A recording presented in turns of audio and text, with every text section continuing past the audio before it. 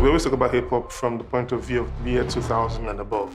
In the 80s, some of us got into hip-hop heavily. Vector and M.I's era and their emergence allowed us get to the point where you could play the songs in the club, people could dance. There's this guy that they say, oh yeah, he's freestyling. I was like, okay, let's make rap happen.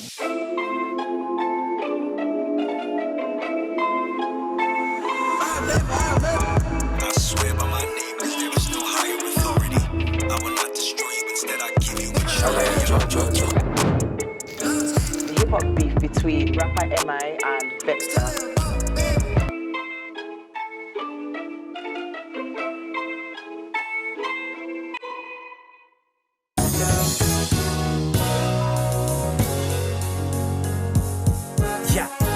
See them, they wanna beef me. Now that they see BET on my CV. Beef is actually an element of hip-hop.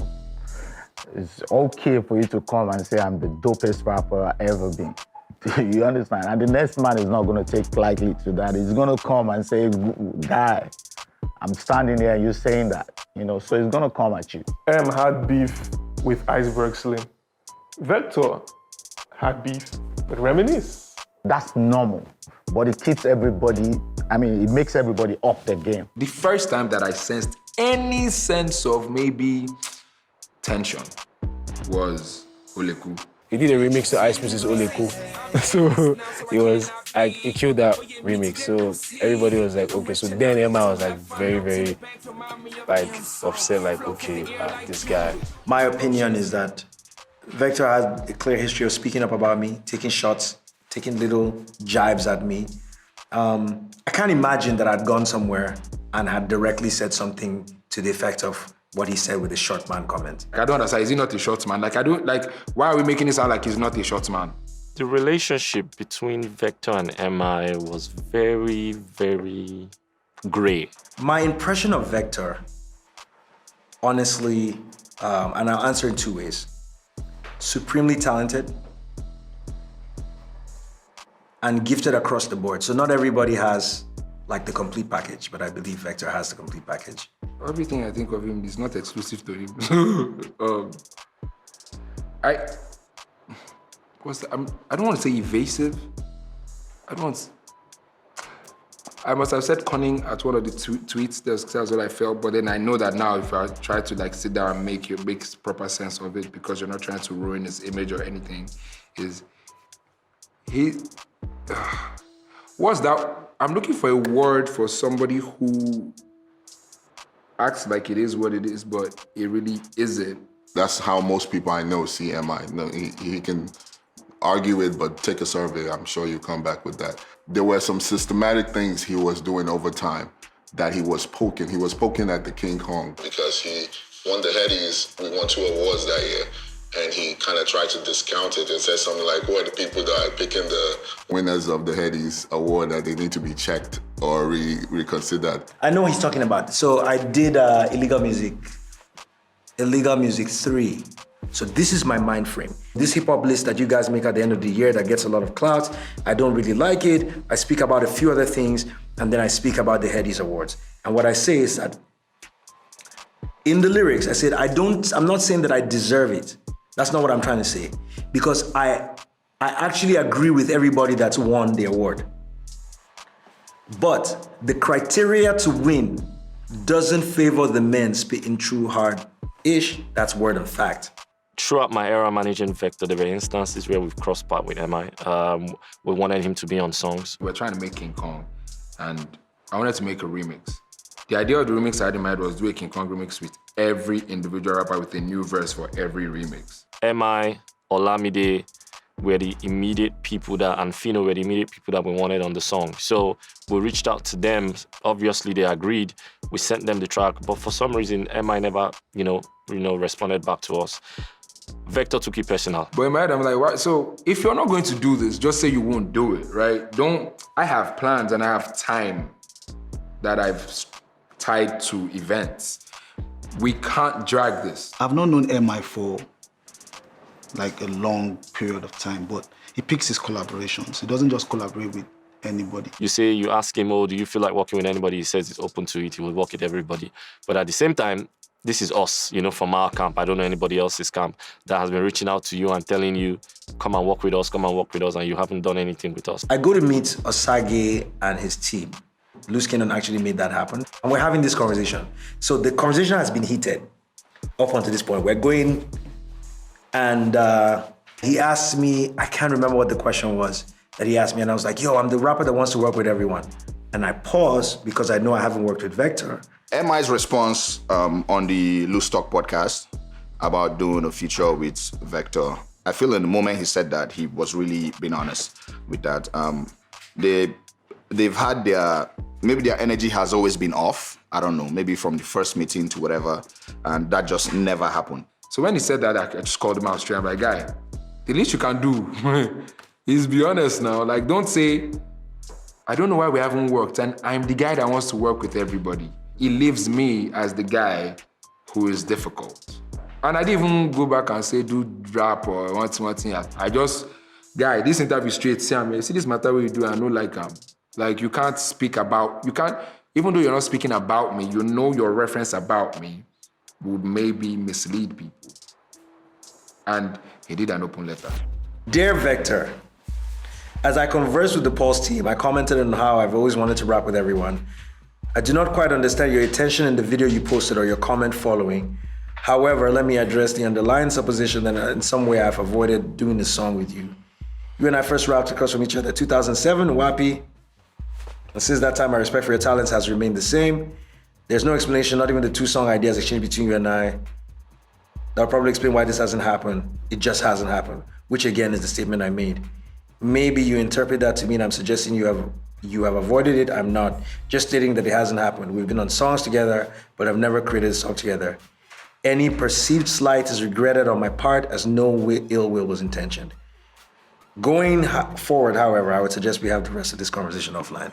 I don't see the value of the letter or things I said. If you want things to happen, let's make the record, right? You don't have to write a letter saying that you want to do something that, guess what, you still haven't done. Honestly, I remember when I wrote the letter, I was pissed off about it. Interview was out, nobody said anything. There was no social media. Nobody was saying, Vector, you could have just sent me a message. I should be close to retirement. So when I heard M.I's "You rappers should fix up your lives," to be honest, I had mixed feelings, because on one side, it was as if M.I knows that rappers have to work twice as hard in this business to get anywhere. I didn't feel like the record was directed to me because I was really working at that time. So maybe the other guys that he was directing the record to tell you how they felt, but it was definitely not for me. I went into the studio and recorded the song, and then I heard it. In fact, in my response, I had to up my game. Okay, I'm talking to somebody I've respected for the better part of my adult life, so I have to come correct. So no matter what you want to say about rappers and diss them is fine. When you now say, you Nigerian rappers, South African rappers are killing you, wait a minute. Who started the beef? Let me see. I think the best people to ask that question will be M.I and Vector themselves. My impression, this is your first single, Kilo Day, What the Hell Do You Want From Me? Asking if I could kill M.I, why should I? He's a cool kid. So what does that mean? Does that mean you could kill M.I, but he's cool? Asking if I could kill M.I, why would I? He's a cool kid. Were we not children then? And all of us, we refer to ourselves as new kids on the block.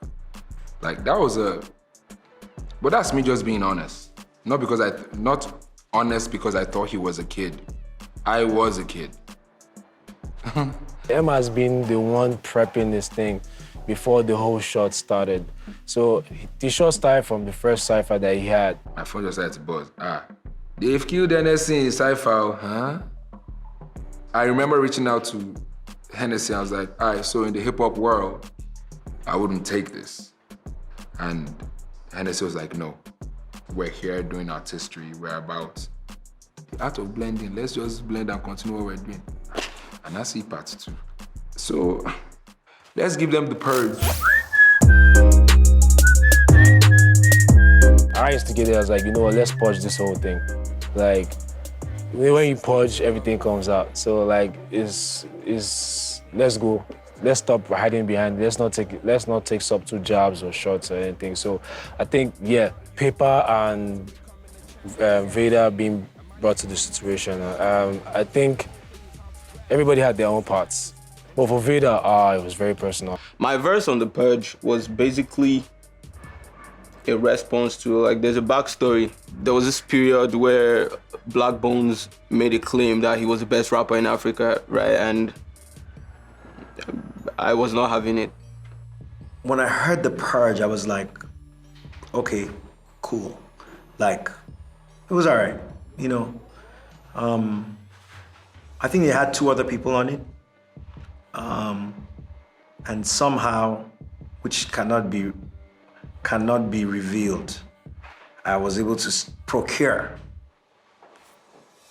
secure, some may say, a copy of it before time. I listened to that song once all my life. At least now, what excited me about it is now we understand that there's a problem. You are saying what you feel with your chest. As far as M.I's response, initially I was totally against it and I voiced my opinion. Like, I don't think this is worth the time. And so the Viper wants to war with me. My OG called and said. So we're working on the EP, and then I walk into the studio for one session we're having on a particular day, and then he's playing this record, which ended up being the Viper. So being an M.I fan, my first instinct was, Omo, he's about to obliterate this guy. Omo, yeah, nice.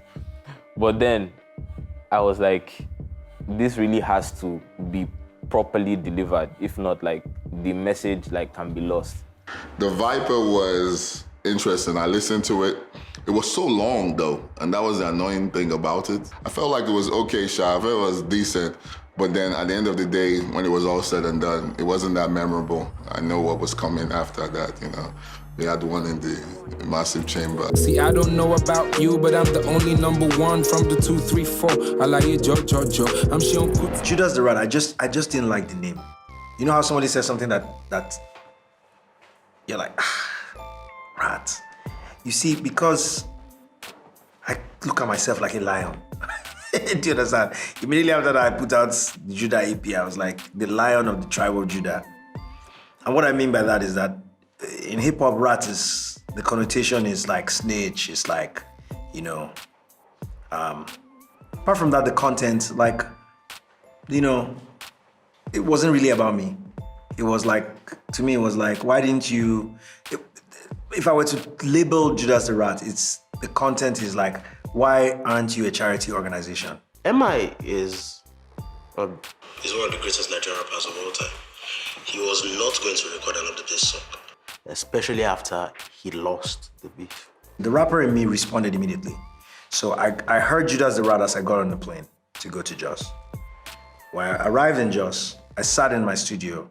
So I took the song and I recorded a response to it. And my thinking was that I would just say, there, fixed it. You know how people do that, there, fixed it. And I would respond to all the things he'd said. And when I was done, my brother Jeremiah Gang said, promise me. Like, promise me you never put it out. He was there. But I also knew before then that I wouldn't, you know, I wasn't gonna put it out anymore.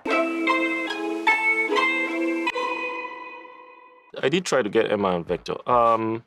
After he dropped Viper and the Rat, after the last battle, I did. I see Abuchi at the airport. Abuchi literally, obviously, is like, oh, how long are we going to continue this beef? Your guy is not playing. I'm like, yeah, but your own guy is not playing too, you know. Abuchi is M.I.'s manager, by the way. So I said to him, I said, okay, you know what? I would like to sit with M.I. Let's have a conversation. I needed him and Vector to sit down, right? I was going to push for the conversation and the truth. He was extremely reluctant. I said to him, okay, you know what? Let me give you some time. Think about it. So Abuchi reaches back to me. I said, okay, you know what? They are open to this sit down. I get on the phone with Vector at 4 p.m. I speak to Vector for 2 hours. Vector agrees to have the sit down. I get home at 6:30. And for some miraculous reason, M.I had DM'd Vector. So I would troll him, I would send him messages. Yo. And there are few things Vector did that impressed me in this thing. One of the things he did was that he never responded. Just read, I would be, yeah! Yes! I love it! Possibility of a collaboration happening with M.I and Vector. Come to think of it, it might be something that's worth looking forward to be honest. If to have both of them on the track. Do I want one? Fuck no. I think I don't care for that record. And would you be willing to sit with him in the studio together?